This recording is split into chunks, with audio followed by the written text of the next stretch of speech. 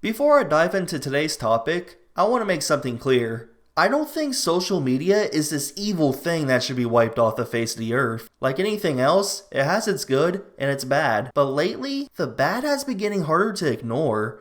If we don't start talking about it, really start talking about it, this might spiral into something far worse than what we have now.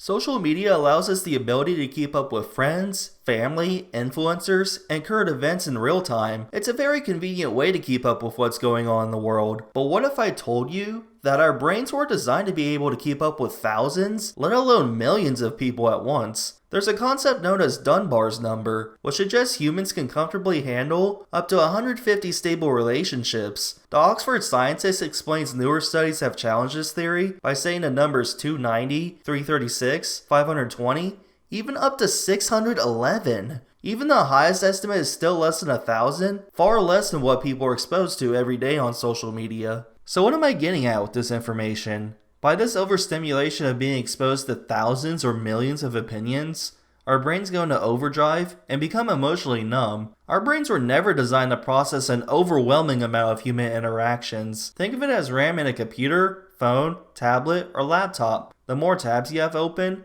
more people, more opinions, more emotional responses, the slower and more overwhelmed everything becomes. And just like a device eventually lags or crashes, our minds get emotionally exhausted, leading to emotional numbness, where it becomes more difficult to feel anything, and in turn, can make you more apathetic when an event comes up. So what can we do about it? It requires self-discipline, but it's possible to take back control. Curating your feeds, muting words, although that ability is rather broken on Twitter, maybe even following accounts that promote positive emotions or mindsets, like these accounts for example, will do wonders for you mentally. Psst, you should also follow this account too. Setting time limits for either how long you can look at social media a day or within a time range can also be an option. At the end of the day, our time is our most valuable resource you simply can't get back. You should protect it at all costs. Speaking of breathers, let's switch things up and move on to another way social media can affect us mentally. It's a cheap and massively accessible source of dopamine. Dopamine is a word that is thrown around a lot, but what does it actually mean? The Cleveland Clinic states that dopamine is a neurotransmitter made in your brain. It plays a role as a reward center and in many body functions, including memory, movement, motivation, mood, attention, and more. As you can imagine, it plays a massive role in social media usage. Numbers go up, dopamine is triggered.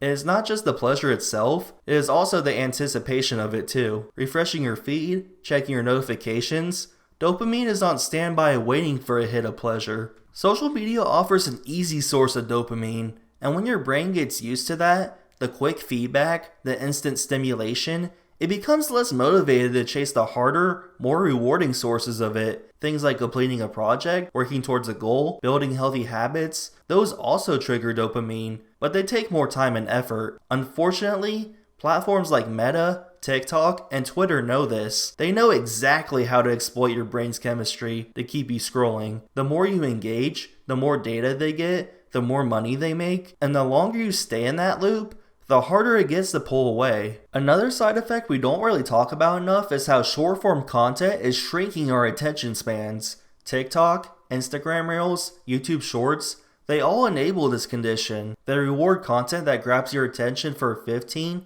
30, or 60 seconds. The quicker the payoff, the better, which in turn trains our brains to expect instant gratification. So if something doesn't catch our interest in the first few seconds, we scroll. It's honestly kind of sad that some shorts creators have to cram 2 videos into one, like gameplay at the bottom and the main video on top, just to hold your attention. Admittedly, I've made shorts too, though it's important to be aware of how consuming or creating mostly short-form content can affect your focus. It can leak into real-life scenarios too, such as conversations, reading, working, even relaxing. But it doesn't have to be this way. Rebuilding your focus takes time, but it's possible. Start small. Try reading for just 10 minutes without checking your phone, or getting back into long-form content again. Try using Do Not Disturb or focus modes to silence the noise, because once your flow breaks, it's way harder to get back into it. Social media isn't just human opinions. Bots have infiltrated everywhere you go on the internet, like it's man versus machine in TF2. Some try to sell you crypto scams, Others flood your feed with adult content, impersonate real users, or post purely to provoke. These rage bait bots thrive on bad takes, politically charged hot takes, and straight up misinformation, all to rack up reach and engagement. Here's the problem.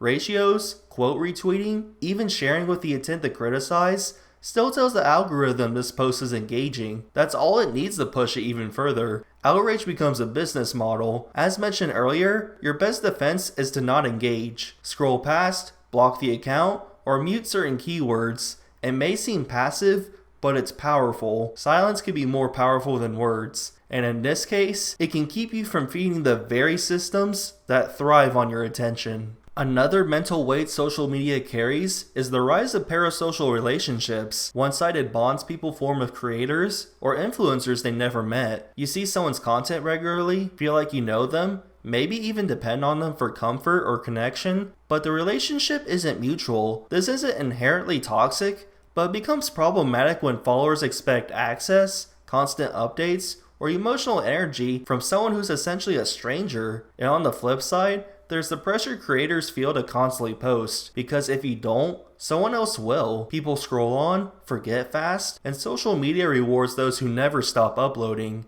That pressure can make taking a break feel like falling behind, or worse, like disappearing. It turns self-care into a risk. But in reality, boundaries matter. For viewers and creators, recognizing that disconnect and allowing both sides room to breathe is part of healing our relationship with these platforms.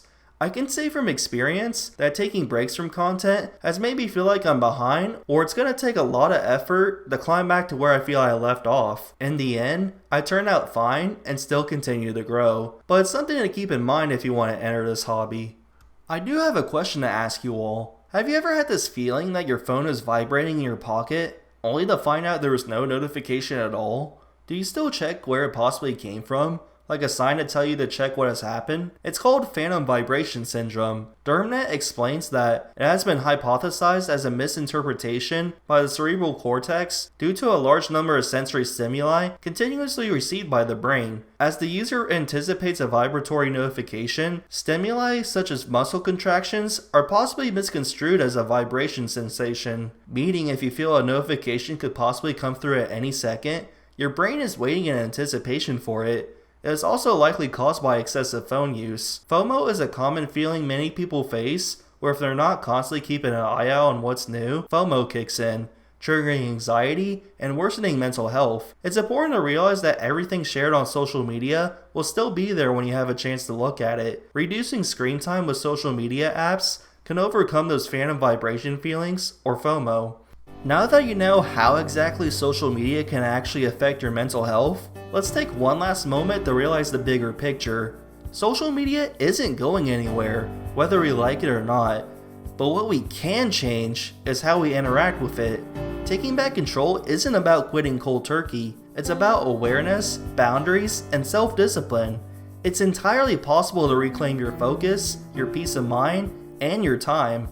We've normalized the abnormal. Dopamine loops, rage baiting, FOMO, fear of being forgotten, and the pressure to always be visible. If you suffer from spending too much time on social media or have developed an addiction, don't feel bad. You're not alone. These platforms were intentionally designed to keep you hooked, to maximize profits and satisfy shareholders. It's never too late to turn around and improve your life no matter how old you are. Everybody has the ability to change their life however they see fit. But what will you do? Will you evaluate your time spent on these platforms and how you interact with people online and offline? Or will this vicious cycle continue until it becomes unbearable and you learn the hard way later on? I'm JustSomeTechie. Catch you on the next one. See ya then.